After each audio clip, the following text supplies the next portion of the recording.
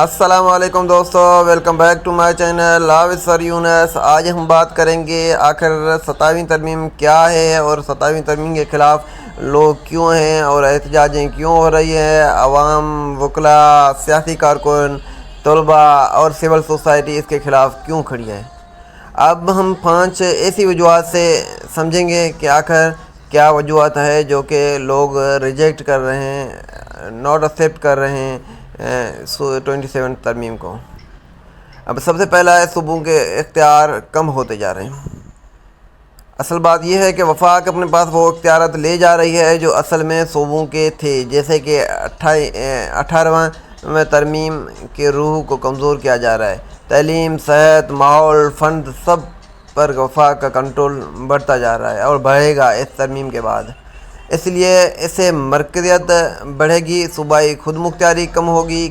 کہا جا رہا ہے کہ یہ جو ترمیم ہے وہ صوبوں کی خود مختاری کو بالکل ختم کر دے گی اور وفاق جیسے چاہے گی ویسے ہی ہوگا۔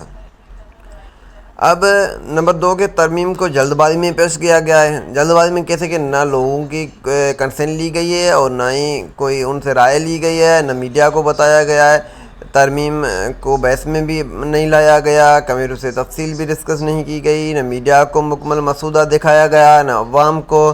لوگوں کے اعتراض ہوں گے ہی ہوں گے۔ اس کا مطلب یہی ہوتا ہے کہ یعنی شفافیت کی کمی سب سے زیادہ یا بڑا مسئلہ ہے۔ اب اس ترمیم کے ذریعے اداروں کے درمیان طاقت کا توازن متاثر ہو سکتا ہے۔ بہت سے قانون دان یہ بھی کہہ رہے ہیں کہ ایک ادارے کے اختیارات کم ہو رہے ہیں، دوسرے ادارے کے اختیارات غیر معمولی حد تک بڑھ رہے ہیں۔ اس سے چیک اینڈ بیلنس خراب ہو رہا ہے، اور جب طاقت کا توازن ٹوٹ جائے تو جمہوری پروسیس کم ہوتا ہے۔ اب ایسے کرنے سے ادارے جو کمزور ہو جائیں گے ان میں اثرات پڑیں گے اور وہ اس چیز کے اگینسٹ کھڑے ہوں گے اور کھڑے ہیں۔ اب عوامی نمائندوں means MP، member of national assembly, member of provincial assembly کا کردار بھی کمزور ہونے کا خدشہ ہے۔ تنقید یہ ہے کہ منتخب نمائندوں کے قانون سازی میں طاقت کم کی جائے گی، غیر منتخب لوگوں کو زیادہ بااختیار بنایا جائے گا، فیصلہ پارلیمنٹ کے بجائے کہیں اور ہوں گے۔ اس لیے لوگ اسے جمہوریت کے خلاف قدم سمجھ رہے ہیں اور ہے بھی ان کے خلاف۔ جمہوریت اس سے ختم بھی ہو سکتی ہے۔ نمبر 5 پہ عوامی مفاد میں فائدے کم اور خدشہ زیادہ۔